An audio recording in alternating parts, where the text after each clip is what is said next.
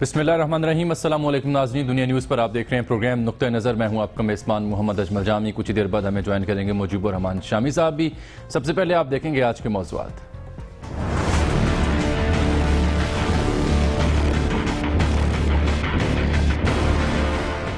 چشمہ 3 nuclear power plant کا افتتاح۔ منصوبے سے 340 میگا واٹ بجلی حاصل ہوگی۔ جب سب چیزیں درست ہو رہی ہیں تو دھرنے اور احتجاج کی ضرورت نہیں، وزیر اعظم کی سیاسی مخالفین کو تجویز۔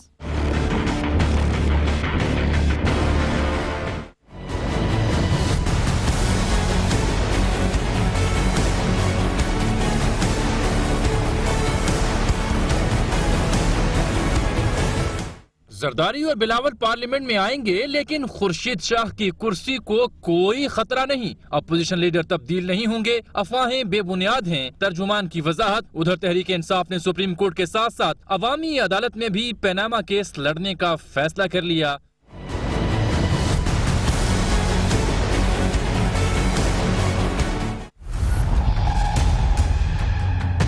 سندھ سرکار کے لیے آئی جی سندھ کی چھٹی کرانا محال ہو گیا۔ ہائی کورٹ نے اے ڈی خواجہ کو عہدے سے ہٹانے سے روک دیا۔ ادھر آل پاکستان یونیورسٹیز اکیڈمک اسٹاف ایسوسی ایشن کے اراکین کا شہید محترمہ بے نظیر بھٹو کے نام خط۔ سندھ میں یونیورسٹیوں کی حالت زار پر ماتم، وزیر اعلیٰ سندھ سے شکوہ۔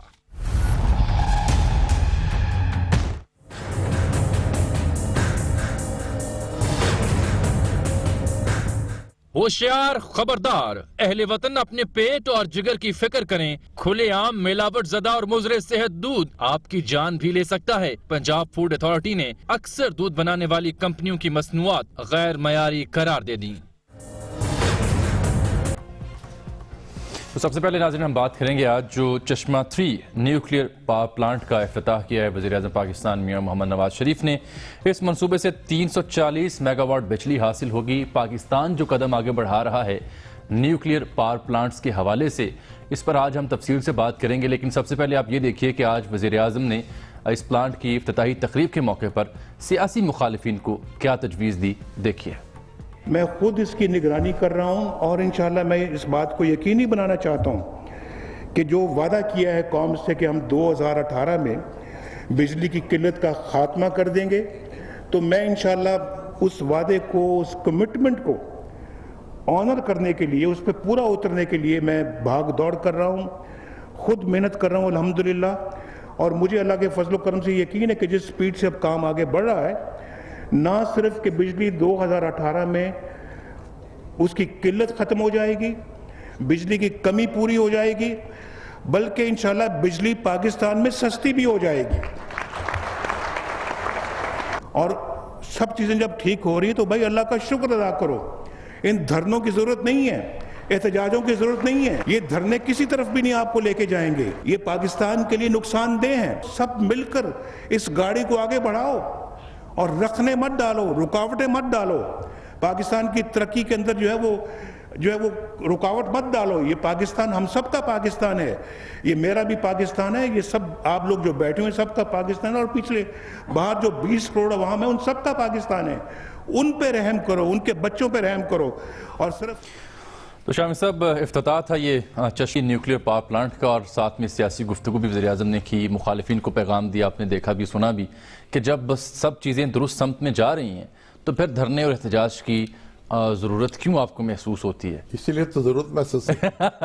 اچھا، اگر سب چیزیں ٹھیک ہو رہی ہوں اور جو وعدے ہیں نواز شریف صاحب نے اور ان کی جماعت نے 2013 کے الیکشن میں کیے تھے، انہیں پورا کرنے کی سبیل نکل رہی ہو، بجلی جو ہے اس کے پیدا ہونے کا امکان جو ہے غالب ہو گیا ہو، پر یہی تو پریشانی ہے جو مخالفین کو ہوتی ہے، جو حریفوں کو ہوتی ہے، اور وہ سمجھتے ہیں کہ اس سے تو حکومت مستحکم ہو جائے گی اور پھر آئندہ انتخابات جو ہوں گے تو اس میں بھی ان کے لیے مشکلات پیدا ہوں گی۔ لیکن اس کا ایک مطلب اور بھی ہے کہ وزیر اعظم کو پھر تشویش بھی ہوتی ہے ان احتجاج اور دھرنوں سے، اسی لیے تو انہوں نے یہ تجویز دی۔ نہیں، تشویش اس لیے ہوتی ہے نا کہ دھرنے جو ہیں وہ رکاوٹ ڈالنا چاہتے ہیں، حکومت کو ڈیریل کرنا چاہتے ہیں اور اس کے کام میں رکھنا ڈالنا چاہتے ہیں، اور چاہتے ہیں کہ کسی طریقے سے انتخابات جو ہیں ان سے پہلے کوئی ایسی صورتحال پیدا ہو جائے کہ حکومت یا تو کوئی کام نہ کر پائے लेम डक बन जाए और या काम बिल्कुल ही ना हो। ठीक। तो ये जो वजीर आजम ने कहा है, अगर आप मुखालफीन के नुक्ता नजर सुने, मुझे बहुत से लोग ऐसे मिलते हैं जो मुख्तलिफ सियासी जमातों से ताल्लुक रखते हैं और क्लेमेंट हैं कि हमने इक़्तिदार संभालना है। ठीक है। तो वो अब उनको परेशानी ये होती है कि अगर ये परफॉर्मेंस जो है बेहतर हुई तो इंतखाबी अमल के दौरान और इंतखाबात के दौरान तो मुश्किल दरपेश होगी और ये तो एक टर्म और ले सकते हैं। ये असल मसला है। ये है मसला। चले अब बात कर लेते हैं ये जो हम न्यूक्लियर पावर प्लांट्स के जरिए जो बिजली हासिल कर रहे हैं, एक चौथा मनसूबा भी आने वाला है और उसके बाद अगले मनसूबा जहां जो वो फिर 1000 मेगावाट तक भी जाएंगे 2050 तक। ये तो कई बरसों का मनसूबा है और चीन के साथ मिलकर ये कुंदियां का जो कुंदियां है जिला मियांवाली में, जी जी जी, उसके चश्मा जो है ये कॉम्प्लेक्स एक किस्म का तामीर हुआ, न्यूक्लियर कॉम्प्लेक्स कह लीजिए से, कि इसमें 5 जो है प्रोजेक्ट लगने हैं, यानी 5 बिजली घर जो है बनेंगे। ये तीसरा था, ये तीसरा है और चौथा कह रहे हैं अप्रैल तक मुकम्मल हो जाएगा। और 325 मेगावाट बिजली शायद एक से पैदा हो रही है, 325 मेगावाट दूसरे से पैदा हो रही है, 340 है, तीसरे से 340 मेगावाट बिजली पैदा होगी, चौथे से भी इतनी, चौथे से भी इतनी ही पैदा होगी, से बढ़ जाएगी फिर, और 5वें से बढ़ सकती है। जो अमेरिका ने जो प्लांट वादा किया है देने का इंडिया को, वो 1000 मेगावाट जो है पैदा करता है एक प्लांट।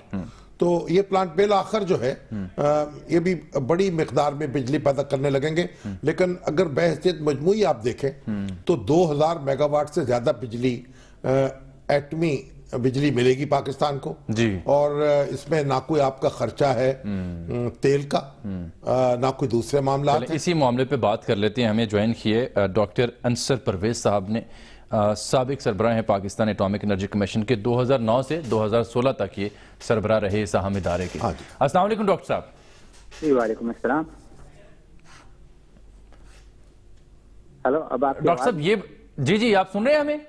हाँ जी, अब सुन रहा हूँ, बताइए, बोलें जी, फरमाइएगा। डॉक्टर साहब ये जो न्यूक्लियर पावर प्लांट के जरिए बिजली हासिल करते हैं, इसमें पाकिस्तान के अहदाफ क्या हैं? आप भी इस इदारे में काम कर चुके हैं, किस हद तक ये मुफीद और सस्ती बिजली होती है? नाज़रीन को जरा आम लफ्जों में बताइएगा इसकी अहमियत क्या है। जैसे अभी शामी साहब ने भी फरमा दिया कि यहाँ पे 4 प्लांट बल्कि 5 प्लांट लगाने का इरादा है। 3 प्लांट तो छोटे हैं, तो 325 और 330 और 340 मेगावाट के, 2 उसमें से तीसरा भी चल चुका है और उसके बाद 1100 मेगावाट का प्लांट और हमारा इंशाल्लाह एटॉमिक कमीशन का यहाँ पे लगाने का प्रोग्राम है।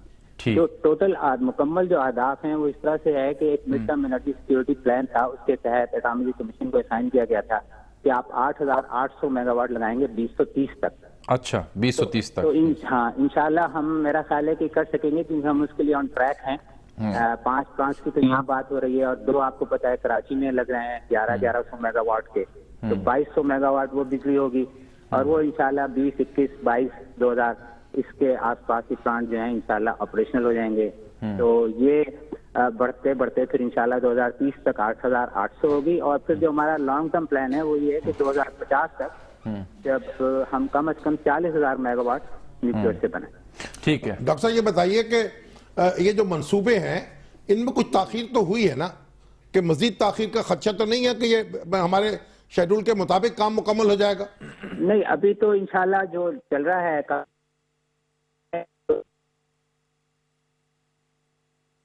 उसमें इंशाल्लाह ये हो जाएगा 8800 मेगावाट, तो मेरे ख्याल में हो जाएगा आसानी से, क्योंकि इसके बाद मुजफ्फरगढ़ में M1 और M2 के नाम से 1100 मेगावाट लगाने का प्रोग्राम है।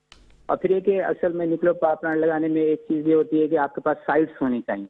तो इसके लिए हम तकरीबन आप समझें कि 2005 से काम कर रहे हैं और अभी तक हमने बहुत सारी साइट्स आइडेंटिफाई कर ली हैं, फिर उसमें प्रायोरिटाइज कर लिया है। तो हमारे पास कम से कम 6-7 साइट्स ऐसी हैं जिसमें हम आगे चल के काम कर सकते हैं और उसे लगा सकते हैं प्लांट। तो डॉक्टर जी बताइए कि इनकी जो इनके ऊपर लागत है वो कितनी आती है और क्या ये चीन जो है वो कर्ज फराहम कर रहा है इसके लिए? और ये क्या इनके ऊपर आने वाली लागत जो है दूसरे हाइडल और दीगर जो प्लांट्स होते हैं उनकी निस्बत कम होती है ज्यादा?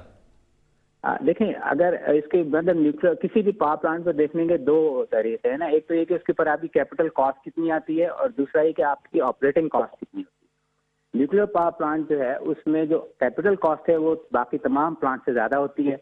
हाइड्रो आजकल जो लग रहे हैं वो भी खासी कीमत पे लग रहे हैं। आपको शायद अंदाजा होगा कि अच्छे खासे $1 बिलियन 10 से ऊपर ही हैं बाजों के, तो कुछ के छोटे प्लांट से कम भी हैं।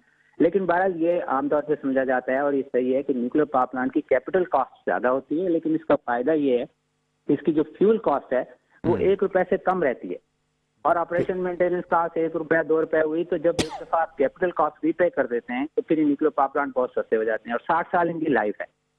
60 साल शुरू में शुरू में आपको कैपिटल का इंतजाम करना पड़ता है, लेकिन चूंकि जो भी हमारा कॉन्ट्रैक्ट अभी तक हुआ है उसका एक बेशतर हिस्सा चीन ने अपने कर्जे से दिया है। मसलन ये जो प्लांट अभी आज जिसका प्राइम मिनिस्टर साहब ने इफ्तिताह फरमाया है चश्मा 3 का, इसकी जो टोटल कॉन्ट्रैक्ट की कॉस्ट थी उसका 82% लोन था, तो हमें उसका सिर्फ 18% देना पड़ा टोटल कॉन्ट्रैक्ट कॉस्ट का, और वो 18% भी हमने लोकल करेंसी में पे किया, डॉलरों में नहीं। ठीक है, तो कितने साल में ये पे बैक हो जाएगा? जी, पे बैक करने का जो हमारा कॉन्ट्रैक्ट है वो ये 20 इयर्स लोन है, जिसमें 7-8 साल शुरू के ग्रेस के हैं जो प्लांट बनने का टाइम है, और उसके बाद ये 12 साल में इंशाल्लाह हम पे कर। डॉक्टर साहब ये बताइए कि ये ऐसा मरहला भी आएगा कि पाकिस्तान अपने तौर पर ये प्लांट जो है बनाने लगे और लगाने लगे? देखिए, एक काम तो हम पहले ही कर रहे हैं कि ये प्लांट चला हम खुद रहे हैं। कैनोप का आपको पता है, एक तो पहला प्लांट था, उसकी हमारी फॉरेन सपोर्ट थी कराची वाला, उसकी तो तमाम पाबंदियां लग गई थी, सब कुछ हो गया था, वेंडर भी हम भाग गया था कि हम आपकी कोई मदद नहीं करेंगे, तो उसका फ्यूल वगैरह सारा काम हमने खुद किया। इसमें भी जो मेंटेनेंस है, ऑपरेशन है, वो सारे एटॉमिक मिशन के लोग खुद करते हैं और आहिस्ता आहिस्ता हम इसको बढ़ा सकते हैं। अभी भी जो प्लांट बनता है उसके कुछ पार्ट्स, इक्विपमेंट, सिविल वर्क और बहुत सारी चीजें हम करते हैं, लेकिन इस स्टेज के ऊपर पहुंचने में अभी कुछ टाइम लगेगा, और उसके लिए जो जरूरी रिक्वायरमेंट है वो ये है कि मुल्क में एक डिजिटल इंफ्रास्ट्रक्चर होना चाहिए स्ट्रॉन्ग। ठीक, बहुत शुक्रिया डॉक्टर अंसर परवेज साहब आपका, और ब्रेक ले लेते हैं नाज़रीन, वापस आते हैं तो मजीद बात होगी।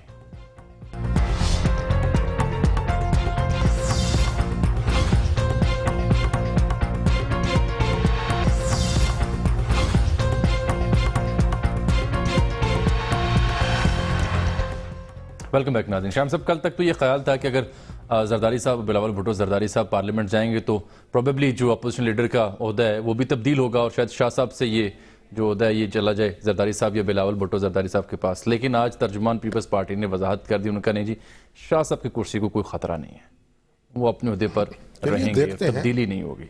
अभी तेल देखे, तेल की धार देखे।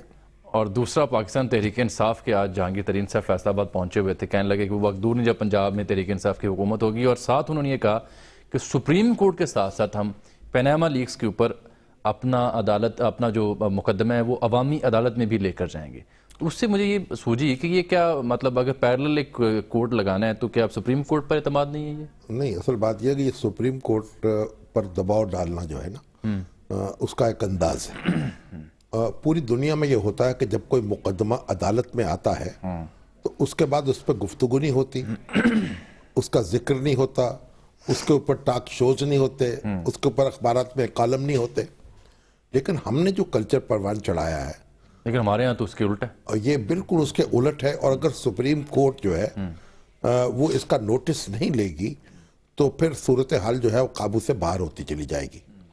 और आप ये देखें, एक जमाने में तो जब तक कोई रिट एडमिट नहीं होती थी, पिटीशन यानी अदालत में दायर होने के फौरन बाद उसकी खबर नहीं दी जा सकती जब तक तो मंजूर हो जाए समाअत के लिए। ठीक है, फिर उसकी जो उसके अंदर जो कंटेंट है उसको आप छाप सकते थे, क्योंकि एक ज़माने में ऐसा हुआ कि जो मुख्तलिफ सियासी मुखालफीन है वो अपने एक दूसरे के खिलाफ पिटीशंस दायर करते थे और उनमें जी भर के इल्जामात लगाते थे और वो अखबारों में छप जाते, और वो इल्जामात अखबारों में छप जाते। ठीक है। अब भी मैं देखता हूँ कि एक मुझे बड़ी हैरत होती है कि एक फरीक जो है वो जाता है अदालत में किसी सरकारी महकमे के खिलाफ या गैर सरकारी महकमे के खिलाफ। गैर सरकारी जो है मामला, उसमें तो आपको सिविल कोर्ट में जाना पड़ता है, वहां तो रिट जारी नहीं होती।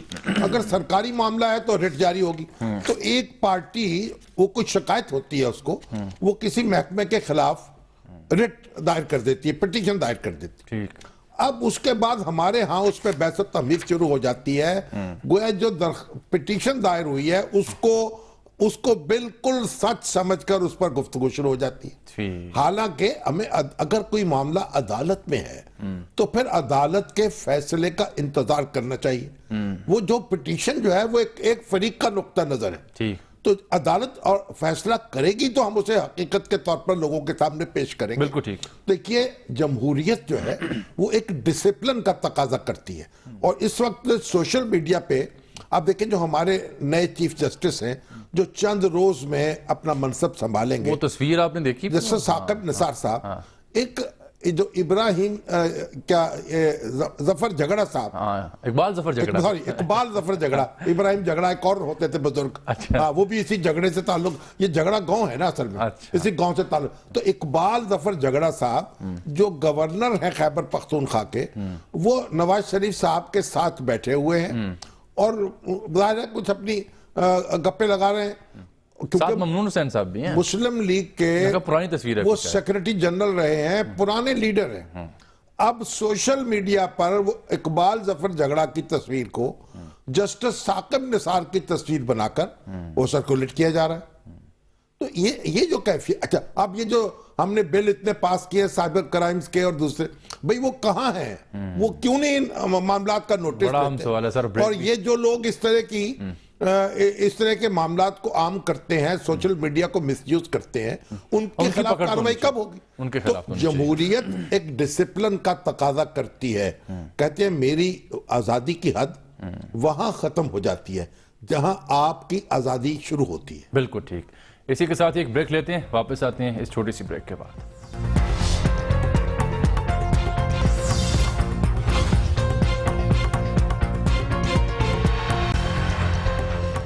ویلکم بیک ناظرین. شام صاحب, یہ سندھ ہائی کورٹ نے AG خواجہ صاحب کی جو ان کو عہدے سے ہٹانے کا معاملہ ہے, یہ چھٹی گئے یا چھٹی پہ بھیجا گیا جو بھی ہے, ان کو روک دیا اس معاملے کو کہ انہیں مت ہٹایا جائے. 12 جنوری تک انہوں نے روک دیا. آپ یوں کہیے کہ لوگ جو ہیں وہ درخواست گزار ہوئے ہیں سندھ ہائی کورٹ میں, اور یہ کہا ہے کہ جناب یہ ایک ٹینیور پوسٹ ہے, 3 سال کا عرصہ ہوتا ہے اور اس سے پہلے نہیں ہٹایا جا سکتا. اور اب حکم امتناعی جاری کیا ہے سندھ ہائی کورٹ نے, اور چیف سیکرٹری کو نوٹس بھی جاری کیا ہے کہ وجوہات بیان کرے. اور بھی لوگوں کو نوٹسز گئے ہیں, اور کن کو نوٹس کیے اور کیا ان سے پوچھا گیا, یہ جان لیتے ہیں لیاقت رانا صاحب سے. کراچی سے ہمارے کورسپونڈنٹ ہیں. لیاقت, مزید کن لوگوں کو نوٹسز جاری کیے گئے اور کیا کہا گیا نوٹسز میں؟ دیکھیں, سندھ ہائی کورٹ کے چیف جسٹس سجاد علی شاہ کی سربراہی میں قائم 2 رکنی بینچ میں آج ان 7 درخواستوں کی سماعت ہوئی تھی. تو 7 درخواستیں عالیہ, جی 7 عدالت عالیہ نے ایک تو جو AD خواجہ ہیں ان کو نوٹس جاری کرتے ہوئے ان پرسن طلب کیا اور کہا کہ وہ آگے وضاحت کریں کہ انہیں جبری رخصت پر کیوں بھیجا گیا ہے. چیف سیکرٹری سندھ کو نوٹس کیا گیا کہ وہ اختیارات کا ناجائز استعمال کیا گیا, اور انہوں نے کیونکہ یہ تو فیڈرل گورنمنٹ کا اختیار ہے کہ وہ کسی IG کو ہٹائے یا جبری رخصت پر بھیجے یا اس کا تبادلہ کرے, یہ صوبائی حکومت نہیں کر سکتی. اس کے ساتھ ساتھ DG رینجرز کو بھی نوٹس کیے گئے, ایڈیشنل IG کراچی پولیس مشتاق مہر کو بھی نوٹس کیے گئے ہیں. DG رینجرز کو کیوں نوٹس جاری کیا گیا؟ دیکھیں, اس کے بارے میں وکلا سے ہماری جب بات ہوئی تو ان کا کہنا تھا چونکہ DG رینجر کے ساتھ ایک عرصہ گزارا ہے انہوں نے AD خواجہ نے, اور کس طرح فاضل جج یہ پوچھنا چاہ رہے ہیں کہ AD خواجہ کے کام کرنے کے سائل سے DG رینجرز اور دیگر جو افراد تھے وہ مطمئن تھے یا نہیں. یعنی پرفارمنس کیسی, پرفارمنس کے بارے میں شہادت طلب کی ایک لحاظ سے. اس کے ساتھ ساتھ درخواست گزاروں کا کہنا تھا کہ 10,000 پولیس افسران کو, اہلکاروں کو میرٹ پر بھرتی کیا گیا, لیکن پیپلز پارٹی کی حکومت چاہتی ہے کہ وہ اپنی من پسند لوگوں کو بھرتی کر سکے, اپنے ووٹرز کو نواز سکے, لوگوں کو نواز سکے. اس لیے AD خواجہ کو ہٹا کر اپنے من پسند کوئی پولیس افسر بہت شکریہ لیاقت رانا. اور اس میں درخواست گزاروں میں ایک ہمارے جو سنگر ہیں معروف شہزاد وہ بھی شامل تھے. دیکھیے ایک بات سن لیں, اگرچہ یہ بات کانسٹیٹیوشن میں نہیں لکھی گئی, لیکن ہر چیز دستور میں نہیں لکھی ہوتی. کچھ روایات بھی ہوتی ہیں, کچھ قاعدے طریقے بھی ہوتے ہیں. جو انسپیکٹر جنرل پولیس ہے, جب تک اس کا عہدہ جو ہے وہ ٹینیور پوسٹ نہیں ہوگی, اس کو آپ وہاں سے ہٹا نہ سکیں بغیر کوئی وجہ بتائے, اس وقت تک یہاں امن چین نہیں آئے گا. پولیس کو اٹانومی درکار ہے, خود مختاری درکار ہے. پولیس دور غلامی میں حکمرانوں کی لونڈی تھی, غیر ملکی حکمرانوں کی, کیونکہ یہاں لوگوں کو دبانے کے لیے استعمال ہوتی تھی. ٹھیک ہے. آزاد ملکوں میں, خود برطانیہ کی حکومت میں جو سب کانٹیننٹ کی پولیس تھی, اس کا مینڈیٹ اور تھا, اور جو برطانوی پولیس تھی اس کے رویے اور تھے. اور کسی آزاد ملک میں پولیس جو ہے وہ حکومت کے ماتحت نہیں ہوتی. بالکل ٹھیک. اس لیے دیکھیے, پہلی بات سن لیجئے, عدالتوں کی ذمہ داری ہے, ہمارے سو موٹر نوٹس بھی لیے جاتے ہیں, عدالتیں فیصلہ کرتی, عدالتوں کی ذمہ داری ہے کہ وہ اب قوانین کو اور دستور کو اس طریقے سے انٹرپریٹ کریں کہ پولیس کو تحفظ حاصل ہو. کیونکہ اگر ہمارے سیاستدان تو کوئی سبق سیکھنے کو تیار نہیں, بار بار ان کو مرغا بنایا جاتا ہے, ان کے کان پکڑائے جاتے ہیں, ان کو حوالہ زندہ کیا جاتا ہے, یہ رسوا ہوتے ہیں اور ان کو دھکے مار کر ایوان اقتدار سے نکالا جاتا ہے. لیکن یہ سبق حاصل کرنے کو تیار نہیں ہے. عدالت کا کام ہے کہ وہ دستور کی نگرانی اس طرح تشریح کرے کہ معاملہ طے ہو جائے. اور دیکھیے ایک بات, یہ معاملہ پنجاب پولیس میں بھی ایسا ہونا چاہیے. پنجاب پولیس میں وہ صورتحال نہیں ہے جو سندھ میں ہے, لیکن پنجاب پولیس میں بھی جو آئی جی ہے اس کو وزیر اعلیٰ کے ماتحت کے طور پر کام نہیں کرنا چاہیے. اس کو اپنے خود فیصلے کرنے چاہیے. اور پوسٹنگ اور ٹرانسفر اب تھانے دار تک, ایک تھانے دار جو ہے تھانے میں 3 مہینے بعد تبادلہ, 4 مہینے بعد تبادلہ, 5 مہینے بعد, کیوں تبادلے ہوتے ہیں؟ یہ تبادلے روکنے پڑیں گے, ان کو تبادلوں کی وجوہات بیان کرنی پڑیں گی. ایک بریک کا وقت آن پہنچا ہے, اور اس سے پہلے ہم ذکر کرنا چاہیں گے جو یونیورسٹیز اکیڈمک اسٹاف ایسوسی ایشن سندھ کے اراکین نے شہید محترمہ بے نظیر بھٹو کے نام خط لکھ دیا کہ یہ جو آپ کی گورنمنٹ تھی, ہم تو آپ سے یہ امیدیں کر بیٹھے تھے, تو ان سے ہم بہت تنگ ہیں. اور ان کا مطالبہ یہ ہے اس معاملے میں کہ 2002 کا یونیورسٹی ایکٹ ہے وہ نافذ کیا جائے. اور شکایت کی انہوں نے وزیر اعلیٰ سندھ سے کہ ان کے پاس اتنا ٹائم نہیں ہے, اتنا وقت نہیں ہے کہ یہ ہم سے ملاقات کر سکیں یا ہماری داد سن سکیں. پہلے تو آپ دیکھیے کہ تمام جگہ وائس چانسلر قائم مقام لگے ہوئے, ہاں جی, سیاسی دباؤ کے تحت وہ کام کر رہے ہیں, اور میرٹ جو ہے وہ یونیورسٹی سے ختم کیا جا رہا ہے. 18ویں ترمیم نے جو یہ یونیورسٹی ایجوکیشن بھی صوبوں کو سپرد کر دی, تو صوبوں نے پہلے سکول خراب کیے, کالج خراب کیے, اب یونیورسٹیوں کے در پہ ہیں. اور یہ سندھ جو ہے وہ اس سمے سب سے آگے ہے. اور پنجاب کی تو حالت یہ ہے کہ یہاں عدالت کی مداخلت سے 4 یونیورسٹیاں جو ہیں ان کے قائم مقام وائس چانسلر چل رہے ہیں, اور بلکہ 11 کے, اب تو 11 کے وائس چانسلر کو قائم مقام کر دیا گیا. اور دلچسپ بات یہ ہے کہ عدالت نے خود قائم مقام وائس چانسلر مقرر کیے, گویا چانسلرز کے اختیارات خود سے استعمال کیے, اور ایک کانسنٹ لے لی وکیل سرکار سے. تو آپ دیکھیے کہ یہ قانون کچھ اور کہتا ہے. یہ یونیورسٹیاں یہ بڑے عزت کی, احترام کی جگہ ہیں, وائس چانسلر بہت قابل احترام لوگ ہیں. اب ان کی اس طرح اٹھک بیٹھک نہیں کرائی جا سکتی. یہ اس پر ان کو رحم کھانا چاہیے, ہماری حکومتوں کو بھی, ہماری عدالتوں کو بھی. بالکل. ایک بریک ناظرین اب یہ لے لیتے ہیں, واپس آتے ہیں تو بات کریں گے انتہائی اہم موضوع, یعنی کھلے عام مضر صحت دودھ کی فروخت. ایک بریک کے بعد.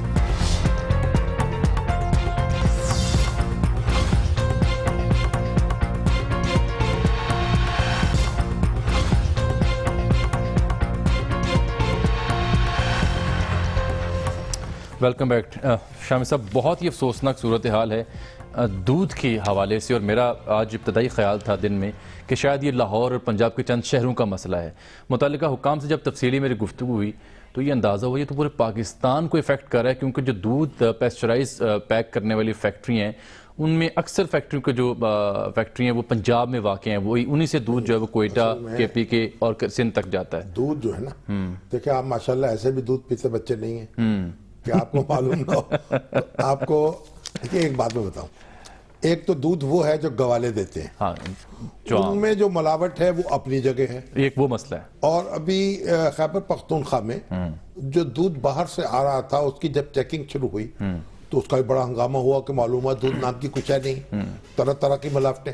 تو گوالا جو ہے دودھ دے رہا ہے اس میں بھی ملاوٹ, اور اکثر جو لوگ جنہوں نے بھینسیں پالی ہوئی ہیں اور وہ دودھ بیچتے خود ہیں، دھوتے ہیں جو۔ ان کو دھوتے ہیں، وہ ان کو جناب ٹیکے لگاتے ہیں، اسٹیرائڈز لگتے ہیں انجیکشن، اسٹیرائڈز لگاتے تاکہ ہیں، ایک ایک قطرہ چوس لیا جائے اور بھینس پھر کا۔ اس کے اندر ان دودھ وہ میں بھی طرح طرح کے کیمیکلز ملاتے ہیں، ہاں۔ وہ ایک تیسری بڑی رکاوٹ۔ اور اب جو فیکٹریاں ہیں جن کے بڑے بڑے لیبل اور بڑے بڑے اشتہار ہیں، وہ بھی وہ جو دودھ تیار کر کے مارکیٹ میں دے رہی ہیں، ان کے بارے میں معلوم ہوا کہ ان میں دودھ نام کی شے نہیں ہے۔ اکثر جو اکثر میں ٹیتھ وائٹنرز ہیں، ہاں۔ بہت کم ایسی فیکٹریز ہیں جس کا دودھ آپ آنکھ بند کر کے پی چلیں، یہ پنجاب فوڈ اتھارٹی کے سربراہ جناب نور الامین مینگل صاحب ہمارے ساتھ اس وقت ٹیلی فون لائن پر موجود ہیں۔ سپریم کورٹ میں بھی انہوں نے تفصیلی جواب جمع کروایا۔ یہ از خود نوٹس تھا جیسے ثاقب نثار صاحب جب وہ لاہور میں تھے 2010 میں، تب سے یہ آن ورڈ یہ کیس چل رہا ہے۔ السلام علیکم مینگل صاحب۔ 6 سال ہو گئے لیکن مسئلہ وہیں کا ابھی کا آگے حل نہیں ہوا۔ مینگل صاحب، مینگل صاحب یہ بتائیے کہ دودھ والا معاملہ ہے کیا؟ اس پہ کافی ہیں ایشوز، ٹی وائٹنر کے اپنے ہیں، جس طرح آپ نے بات کی، جو فارمر ہے اس کا اپنا مسئلہ ہے، اور اس کے علاوہ کچھ جو پچھلے دنوں سے ہم نے انسپیکشنز اپنی شروع کی ہوئی ہیں، اس میں کافی گیپس ہیں، اسپیشلی جو لیبارٹری ٹیسٹ ہے۔ جب آپ باہر سے لوز ملک اٹھاتے ہیں تو وہاں پہ جو ہے وہ کافی گیپ ہمیں نظر آیا ہے کہ وہ ٹیسٹ یا تو کرتے نہیں ہیں، کرتے ہیں تو ان میں ایشوز ہیں، اور اسی کو پروسیس کر کے پیک کر کے آ کے بھجوا دیتے ہیں۔ جب ہم نے ان کا ٹیسٹ PCSIR سے کروایا تو اس میں پھر کیمیکلز بھی ڈیٹیکٹ ہوئے، اس میں میٹلز بھی ڈیٹیکٹ ہوئے۔ یعنی ان کا اس کا استعمال، اس دودھ کا استعمال مضر صحت ہے یا یہ کہ دودھ کے فوائد نہیں رکھتا؟ یہ مضر صحت آپ اس کو کہہ سکتے ہیں، لیکن یہ ایسی چیزیں ہیں جن کو ہم ریپیئر کر سکتے ہیں۔ مطلب جو ہم جس تگ و دو میں لگے ہوئے ہیں، ابھی بھی میں اس وقت سرگودا میں ہوں اور فون پہ آپ سے بات کر رہا ہوں، تو اس پہ ہم کوشش کر رہے ہیں کہ ان کے جو جہاں گیپس ہمیں نظر آتے ہیں وہ ہم ان کو لکھ کے بتائیں۔ We are moving in teams, ہماری 3 ٹیمیں بنی ہوئی ہیں اس وقت، ایک ساؤتھ پنجاب میں ہے، ایک ادھر سینٹرل پنجاب میں اور ایک نارتھ میں ہے۔ تو ہم تمام فیکٹریز کو ہم وزٹ کر رہے ہیں۔ تو مینگل صاحب یہ بھی تو اس بات پہ روشنی ڈالیں گے، جو ڈٹرجنٹ اور نباتاتی آئل کو مکس کر کے ایک محلول تیار کیا جاتا ہے دودھ کے نام پر۔ دیکھیں، میں عرض کروں، آپ کس کی وائٹنر کی بات کر رہے ہیں؟ کس کی میں بات یہ بھی تلانا کہ ڈٹرجنٹ پاؤڈر جو ہوتا ہے اس میں نباتاتی آئل ڈال کے، جی وہ ریشو میں نہیں سمجھتا اتنا ہے۔ یہاں پہ جو ہمارا فارمر ہے وہ وہ ڈالتا ہوگا۔ اب دیکھیں 37 ڈگری سینٹی گریڈ پہ جب دودھ نکلتا ہے اس کے بعد پھر اس 37 ڈگری سینٹی گریڈ کو آپ نے 4 ڈگری سینٹی گریڈ پہ لے کے آنا ہوتا ہے، اور یہ 3 گھنٹے کا ٹائم ہوتا ہے۔ 3 گھنٹے کے بعد جو ہے نا وہ بیکٹیریا اسپیڈ سے وہ گرو کرتا ہے کہ وہ پھر دودھ بچتا نہیں ہے۔ تو اس پہ جو فارمر ہے وہ عام طور پہ برف ڈال دیتا ہے اس میں، وہ جلدی ٹھنڈا ہو جائے، یا اس کو اس کی شیلف لائف بڑھانے کے لیے اس میں وہ پریزرویٹیوز ڈال دیتا ہے، جس سے یہ اینٹی بایوٹکس ڈالتے ہیں اس میں تاکہ بیکٹیریا جو ہے گرو نہ کرے، وہ مرے اس میں۔ ہمارا اصل مسئلہ جو اس پہ ہمیں فوکس کرنا چاہیے کہ جو ہمارا فارمر ہے وہ یہ کیوں کرتا ہے، مطلب وٹ شوڈ وی ڈو کہ جس پہ وہ ایکسپلائٹ نہ ہو، جس میں وہ فارمر ہمارا ایکسپلائٹ نہ ہو۔ ٹھیک، اس پہ جو اچھی پریکٹسز ہیں، مطلب ترکی میں بھی یہ مرض تھا آج سے کوئی 10 سال پہلے کہ 80% لوز ملک تھا، 20% پیکڈ ملک تھا، اور لوز ملک میں لوگ اس طرح کی ہینکی پینکی کرتے تھے۔ تو آپ سولوشن کی بات کر رہے ہیں کہ انہوں نے پیسچرائزیشن لا بنائی وہاں پہ۔ اچھا، انہوں نے کہا کہ جی آپ لوز ملک بیچ ہی نہیں سکتے، انہوں نے گریس پیریڈ دے دیا کہ جی 2 سال 3 سال کے بعد آپ، اس سے پہلے پرائیویٹ سیکٹر نے موو ان کیا، اس میں گورنمنٹ نے چپ ان کیا، انہوں نے ہر لوکل لیول پہ ڈسٹرکٹ لیول پہ۔ یہاں آپ کیا سجیسٹ کر رہے ہیں، یعنی کیا کرنے جا رہے ہیں آپ، اور سپریم کورٹ نے کیا کہا ہے آپ سے؟ ہم نے دیکھیں سپریم کورٹ اس وقت فوکس کر رہی ہے آنریبل پیکڈ ملک پہ، جو کہ 5 to 7% اس وقت آپ کا استعمال کر رہی ہے۔ آپ کا 93% سارا لوز ملک ہے، جو ایک بہت بڑا ایشو ہے۔ ٹھیک ہے، تو وہ جو 97% ملک ہے اس کو ہم نے کرنا ہے کہ اس کو کیسے مینج کریں۔ اس پہ جو بیسٹ پریکٹسز ہیں کہ دنیا کے اچھے ممالک میں پیسچرائزیشن لاز ہیں کہ وہ یعنی یہاں پاکستان میں اس طرح کے کوئی قوانین نہیں ہیں؟ جی وہ یہاں پہ وہ لا نہیں ہے، لیکن ہم جو پنجاب پیور فوڈ رولز ہیں جو 1960 کے بنے ہوئے ہیں، تھوڑا بہت اپڈیٹ ہوئے ہیں 2011 میں، ان کو ہم اپ ڈیٹ کر رہے ہیں۔ لیگل فریم ورک پہ ہم کافی کام کر رہے ہیں، اس میں ہم پیسچرائزیشن کو ہم لے کے آ رہے ہیں پنجاب پیور فوڈ رولز میں۔ ٹھیک. اور اس میں ہمیں یہ گریز دینا پڑے گا سم ٹائم کی 2 تو سال 3 سال کے بعد. کتنا ٹائم آپ دیں گے اس کے لیے؟ دیکھیں یہ ایک 65 سال کا، بلکہ یہاں پہ تو ایک ایسی پریکٹس ہے کہ آپ راتوں رات اس چیز کو ختم نہیں کر سکتے ہیں. آپ اس میں گریس پیریڈ دیتے ہیں، جس طرح امریکہ میں اب ٹھیک ہے. کتنا گریس پیریڈ ہونا چاہیے آپ کے خیال وہ 3 سال. یہ ہمارا سائنٹیفک پینل بھی ہے، we need to have a study on that. ٹھیک ہے. اگر آپ اس لا کو لے کے آتے ہیں تو آپ کو کتنے 3 سال اس کے لیے چاہیے، 5 سال چاہیے، کیونکہ وہ کیپیسٹی ہمیں چاہیے ہوگی نیچلے لیول پہ کہ پیسچرائزیشن ہو ایٹ لوکل لیول، تاکہ ہمارا فارمر ایکسپلائٹ نہ ہو، اس کا دودھ جو ہے وہ 30-35 روپے میں کوئی نہ خریدے. وہ لوکل لیول پہ اس کی شیلف لائف ہے وہ سائنٹیفک بنیادوں پہ آپ 3 سے 4 دن پہ لے جائیں، تاکہ انڈسٹری کو بھی اچھا دودھ ملے اور فارمر بھی خوشحال ہو. اور یہ جو اب ہماری جو فیکٹریز ہے، میں آج آپ حیران ہوں گے، میں ایک بڑا نام ہے، میں نام نہیں لیتا، میں نے ٹیم آسکڈ کہ جی آپ کتنا پیسچرائزڈ ملک کی آپ کی پروڈکشن ہے، بہت بڑا نام ہے، آپ ٹاپ 5 میں لے رہے ہیں آپ ہمارے. جی جی. کہتے ہیں جی 5000 لیٹر ہم پیسچرائزڈ نکالتے ہیں دودھ یہاں سے. دین آئی آسکڈ جی UHT کتنا نکالتے ہیں؟ جی 20000 نکالتے ہیں. ٹھیک. دین آئی آسکڈ جی آپ ٹی وائٹن کتنا نکالتے ہیں؟ کہتے ہیں جی 2 لاکھ لیٹر ہم نکالتے ہیں. 2 لاکھ. وہ کہاں سے آتا ہے؟ اب 2 لاکھ لیٹر جو ہے وہ کیا ہے؟ وہ جی ملک سالڈز ہیں، اس میں یہ ویجیٹیبل فیٹ میں ملاتے ہیں، نبات آتی وہی ہے جس کو ٹی وائٹنر کا آپ نام دیتے ہیں. ٹھیک ہے. نور الامین مینگل صاحب، ہمارے پاس وقت کم ہے، پروگرام ختم ہوا چاہتا ہے. ہم چاہیں گے کہ پھر کبھی آپ سے تفصیل پر اس اہم موضوع پر گفتگو، اس کے لیے تو قانون سازی ہونی چاہیے، پھر قانون نافذ کرنے کا ارادہ ہونا چاہیے. کتنے قانون ہیں، ٹریفک رولز تو یہاں نافذ نہیں ہو پا رہے، باقی کیا نافذ کریں گے. چلیں پروگرام وقت ختم ہو گیا، لیکن جاتے جاتے آپ کو بتاؤں ایک سٹوری جس سے میں آج پروگرام پہ آغاز کرنا چاہ رہا تھا، لیکن آپ تھوڑا تاخیر سے ٹریفک کی وجہ سے. سٹوری یہ ہے کہ کراچی میں ایک بھکاری نے IG کو درخواست دی ہے، اس سے بھیک مانگی ایک کہ جناب یہ چند پولیس اہلکار ہیں ٹریفک کے، انہوں نے مجھے بھیک مانگنے سے روکا ہے، ان کا تبادلہ کیا جائے. بالکل ٹھیک ہے. ان کو یہاں سے ہٹایا جائے. انہوں نے کہا جب قومی سطح پر آپ بھیک مانگ رہے ہیں تو انفرادی سطح پر کیوں روکا جائے؟ تو بلکہ ان کو چاہیے وہ تو قانون بن جانا چاہیے تو اس بھکاری کو بھیک دے جانا. بھکاری کے لفظ ہیں کہ پولیس اہلکار اپنی ڈیوٹی انجام دینے کی بجائے غریب اور معذور بھکاریوں کو تنگ کرتے ہیں. اور اب میں دیکھنا یہ چاہتا ہوں کہ بھکاری کی صدا کون سنتا ہے. اب یہ بھکاری جو ہے اس کو کسی عیدی ہوم میں بھیج دینا چاہیے تاکہ وہاں بیٹھ کے اللہ اللہ کرے. پروگرام وقت ناظرین یہاں ختم ہوتا ہے. ملاقات ہوگی کل، تب تک کے لیے اجازت. اللہ حافظ.